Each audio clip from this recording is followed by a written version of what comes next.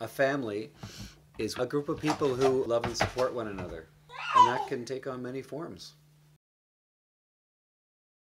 A family is people who love each other, who can count on each other, drive each other crazy, and still love one another.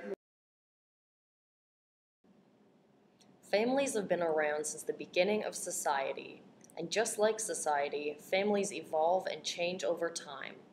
What was considered a normal family 50 years ago doesn't hold true to today.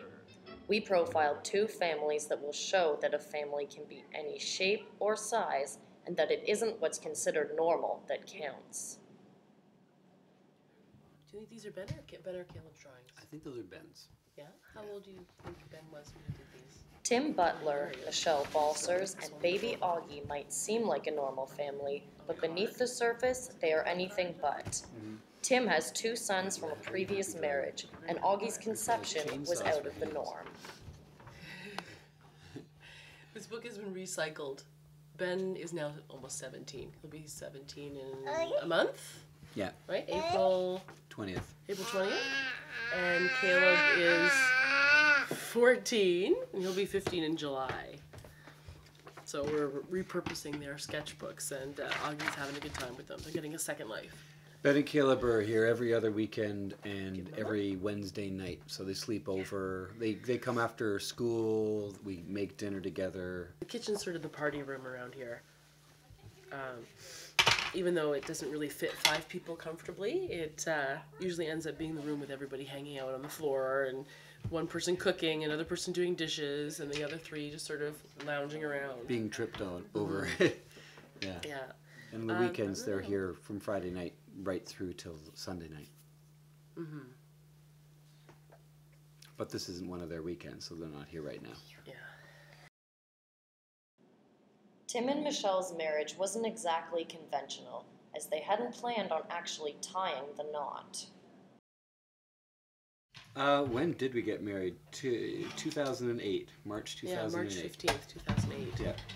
And then we had this big party a couple months later, like May 24th, I think, or something like that. Yeah, the thing is we didn't really plan on getting married.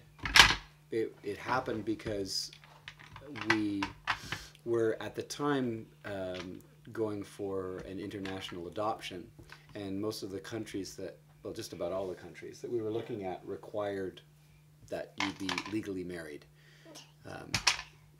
to do that. And so it was as far as we were concerned, we didn't feel compelled for ourselves to get married. It was just a necessity that we had to do. It didn't really change our relationship or our commitment to one another. Yeah, we had been living together for, I don't know, a couple years before that, and really had no intentions of getting married. But then, because of this international adoption, we felt that kind of forced our hand, right? And then that didn't end up happening, so now we're still married. Yeah. Tim and I started going out when, as I said, Ben and Caleb were 10 and 8, so it was about 7 years ago. And at that point, I guess I was 34, 35. Do you want to get that? You can get it. You can get it.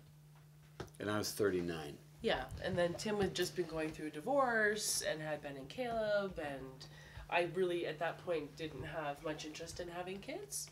And then, I guess maybe with the passage of time and spending more time with Tim and Ben and Caleb and spending more time together kind of as a family, I thought about wanting to have my own.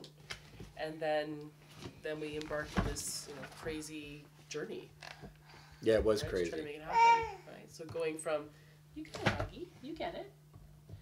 Going from the reversal to the international adoption to the artificial insemination to Augie, you. When we first started talking about having a kid, adoption was the obvious thing for us because I had a vasectomy years and years ago. In fact, about 13 years ago, I had a vasectomy, and we tried a vasectomy reversal, and it didn't work. It wasn't actually us; it was a doctor who did it, which was a good thing. We tried it, but at even home, then, it didn't look very good. It, So we probably go to a doctor. It just didn't work, and we were told that it most likely wouldn't work. Because it had been such a long time. Well, also it's just an unlikely thing. I mean, vasectomies are hard to turn around. No, I don't do that. No banging. And when that didn't work, it was okay, adoption. And we were interested. I mean, we're interested in the world. We're interested in international concerns, and you know, there's a lot of there are many ethical concerns about international adoption, and we talked through those at great length, and we ended up deciding to go for it after much discussion. And I don't know if you know the adoption process, but it's very involved, where you have to take a course that goes for a fair bit of time, takes up a fair bit of time to be able to adopt. You have to have a social worker do a social worker of your house, visit you and interview you. And yeah, and write up a big report, and it's a very involved process. So we went through all of that, and that took a couple of years. And there was a very long waiting list. Yes. Right. We've been approved for the homestay. We'd taken the parenting home study. We'd taken the Pride training course, which is the required adoption course, family adoption course.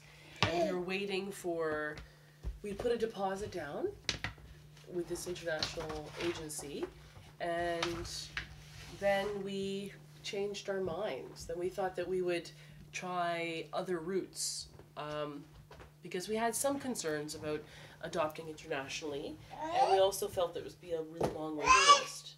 So we thought that we would kind of give ourselves 1 year to try other options. And then meanwhile, that adoption agency went bankrupt. So we were trying a few different things at different times. And then Augie came along. And that was sort of the second half of our journey. That's the end of the story, right there. And the beginning of another one. We did some of the standard hospital tries with, we did one sort of donor sperm thing through the hospital? One cycle, like 2 rounds of, okay. That's not IVF, it's UI, it's called. Okay. IU or UI, something like that. Unemployment insurance. Unemployment insurance. Although that's not called EI. Yes. And that didn't work, and it's awfully expensive, and it's very time consuming, and we thought we could probably try this on our own. And so what we did was we talked to a friend of ours who agreed to come over once a month and have a glass. Didn't have any children. Didn't have any children. Yeah. He was a good friend of ours. Yeah. Green. And has no interest in ever having children, but you know, we really like him, and so we would sit down and have a glass of wine with him, and he'd go and make his deposit, and then we would inject it, and amazingly, and the third was try. it the third try? Third try, time. it worked, and I don't know what statistically the odds are for that. Yeah, I don't know what the statistics But are it's for that. pretty low, but this is the result right here. Yeah. So I'm not biologically Augie's father. And because of that, I had to go through, I guess we didn't have to, but I did, go through a legal adoption process after Augie was born. And it was just completed it's about just completed, 3 weeks ago. And so he's legally my son now. But the thing is, I have 2 other sons, and Augie feels exactly the same to me as Ben and Caleb. There's no difference in the genetics or the biology of it makes no difference to the emotions that are involved. I'm totally connected to this kid, just like I am to my biological sons. I guess we have a complex atypical, but maybe increasingly typical situation that I think works pretty well because we are all we don't mess with each other's minds too much, and that's really important.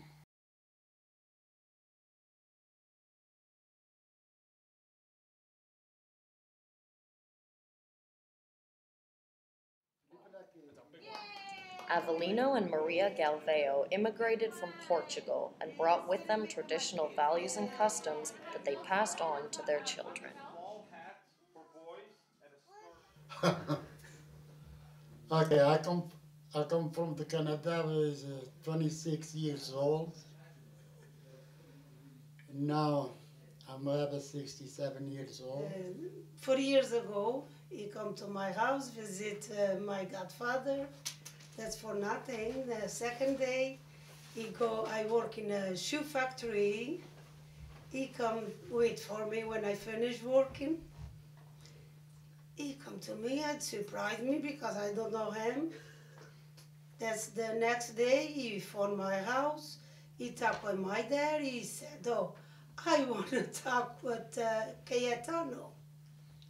He's now home. The next day he phoned again. He talked with me. After a few days, he planned to marry. We married in November. November the 7th. See, I make a happy family. That's 2 months. No, ever 2 months. We still together for years. Maybe another 40 years together. I have a happy family, poor family, love family. The first 3 months, my husband is so mad because I know that, oh, give me kids. Oh my God. Yeah, the first 3 months, yeah. When After I'm you're married, after I'm married. That time, that's the tradition. We have to be married. Hey. I have my first daughter. I'm 19 years old. After that, I wait. Never accident.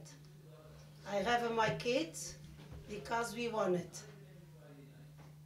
That's the last one. That's surprise for us. We plan when we have a kid. That's why I never said, oh, I know one of my kids. No. We love big family. We have a lot of love to give to my family. That's the wish I wanted my daughters that same thing to her kids. Hi, my name is Sandra Galvao, and I'm the youngest sister She's of the oldest. Galvao family. She'll be 40 on December 18th, 2011. This is the oldest and the most moody. No, I'm the youngest. She's the one who's going through menopause right now. What So she's she's the fat pregnant one who will be 40 this year. That's a 4 and a 0. I'm the young age of 27 today. I'm Melissa. Go Deb. I'm Debbie, I'm the middle sister. And that's my little one's crying. No matter how society changes, religion has always been taught to the children of the Galvao family to be important. The first thing I baptize my kid. We plan goes every Sundays to church. I like to education my kids. All my kids respect me. That's the thing I wanted. Yes, the relation is very important because we grow up in peace. even if I went out on Saturday night, didn't matter. My mom would be yelling in my room. You can go out, you can go out with your friends, you can do this, you can go to church. But things change too as we get older. Yes, and it's true. It's busier. We were brought up Catholic, and But that's why we've And we come still to keep learn what that God's traditions. everywhere, right? that's right. So we I like to see my kids every week. I know that almost my three my daughters married. That's for me almost every day. That gave me two. I have 2 grandchildren and a half. 2.5.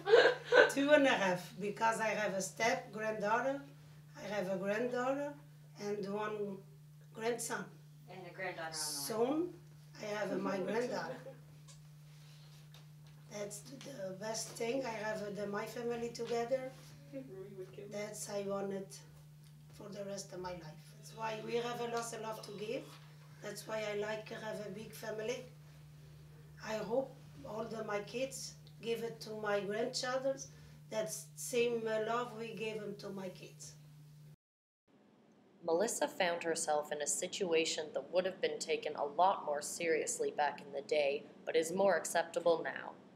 Pregnancy before marriage. I was very, very scared, but when I told them, you know, their love for me they stuck by me, and because it's not like I was just with this guy for a year and, you know, I was 16 and got knocked up.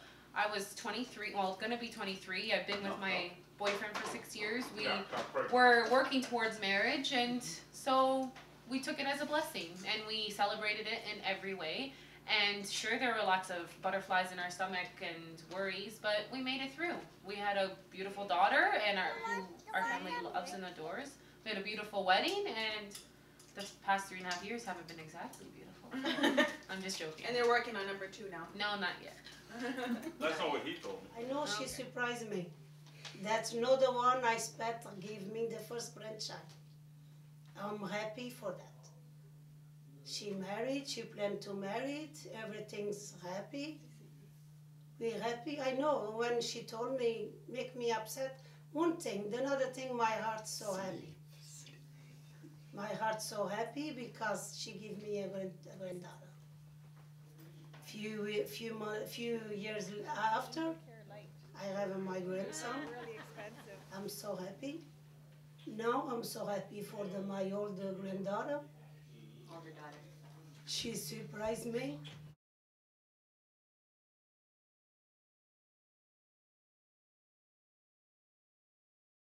She gave me a grandchild. I'm so happy. I'm happy for her. I'm happy for me. Because I have a lot of love to give anyone that's coming. I hope that my son is the youngest one. One day I'm here to see too, to help him same thing.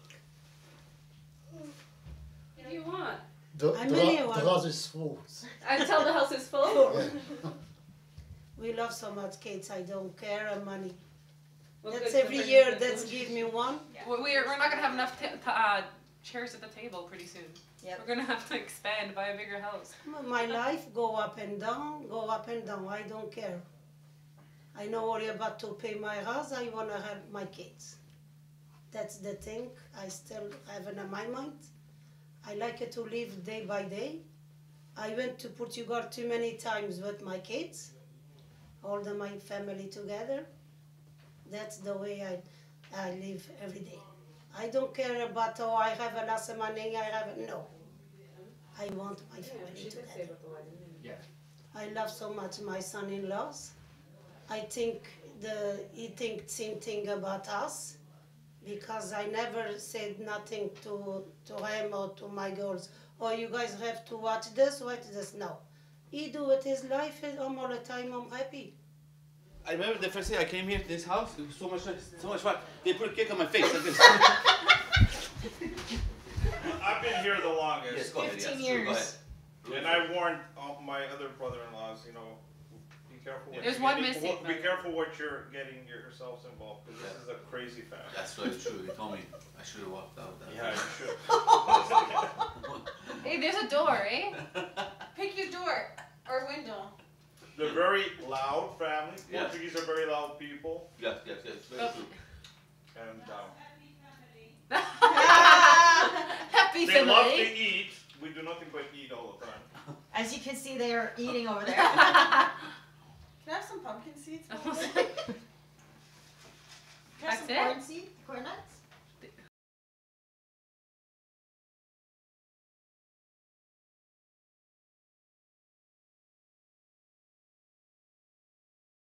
Even as a child, when I did watch Leave It to Beaver, I knew it was fake. What'd you do? Because no family works that way, really. Yeah, I think the definition of, you know, the traditional nuclear family is, it definitely doesn't apply to most Canadians, but it definitely doesn't apply to us. Because norms are evolving. Norms are also they're contextual. They depend on what geographical location, historical time, you know. So I guess right now and here, normal means lots of things.